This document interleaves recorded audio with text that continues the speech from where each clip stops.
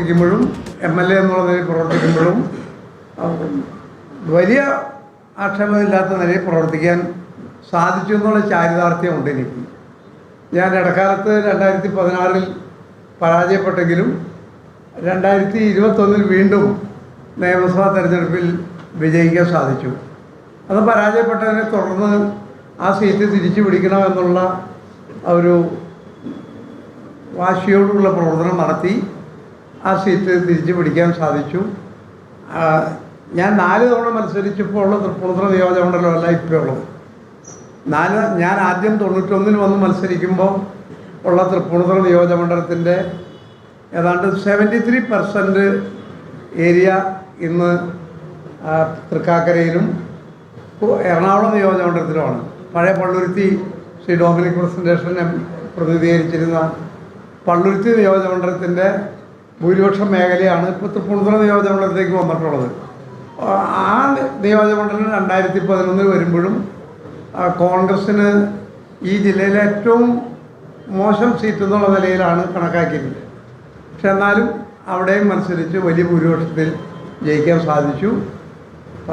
ഇപ്പോൾ മാധ്യമങ്ങളെ കാണുമ്പോൾ വീണ്ടും ലേബിയിലേക്ക് പോകുന്നു. ലേബി ഇപ്പോൾ വിരമിക്കൽ പ്രഖ്യാപിക്കുന്നു. അത് കോൺഗ്രസിൽ ഒരു നേതാവ്, ഒരു മുതിർന്ന നേതാവ് വിരമിക്കൽ പ്രഖ്യാപിക്കുന്നു എന്ന കൗതുകമുണ്ട്. പ്രായമുണ്ടെങ്കിലും രാഷ്ട്രീയത്തിൽ തുടരാനും മത്സരിക്കാനും ഒക്കെയുള്ള വലിയ താല്പര്യം നേതാക്കൾ കാണിക്കുന്നിടത്താണ് ഞാൻ ഇനി ഇല്ല എന്നൊരു പ്രഖ്യാപനം കെ ബാബു നടത്തുന്നത്. ലേബി, അങ്ങനെ അദ്ദേഹം വ്യത്യസ്തരാവുകയാണ്. തീർച്ചയായും സ്മൃതി, കാരണം ഇത്തവണ സാമൂഹിക സാഹചര്യങ്ങളും സാമുദായിക സാഹചര്യങ്ങളും ഒക്കെ വ്യത്യസ്തമാണ്. കാരണം UDF ഭരണം കിട്ടുകയും കെ ബാബു തൃപ്പൂണിത്തുറയിൽ നിന്ന് ജയിക്കുകയും ചെയ്തിട്ടുണ്ടെങ്കിൽ സ്വാഭാവികമായും അദ്ദേഹം മന്ത്രിയാകും എന്നുള്ള കാര്യവും ഉറപ്പാണ്. ആ ഘട്ടത്തിലാണ് ഇത്തരത്തിലൊരു വിരമിക്കൽ പ്രഖ്യാപനം അദ്ദേഹം നടത്തുന്നത്. നേരത്തെ തന്നെ കേന്ദ്ര സംസ്ഥാന നേതൃത്വങ്ങളെ ഇക്കാര്യം അറിയിച്ചിരുന്നു. അവരിൽ നിന്ന് ഒരു മറുപടി കിട്ടാനാണ് അദ്ദേഹം ഔദ്യോഗികമായി ഈ പ്രഖ്യാപനം നടത്താൻ താമസം എടുത്തതിന് കാരണമായി പറയുന്നത്.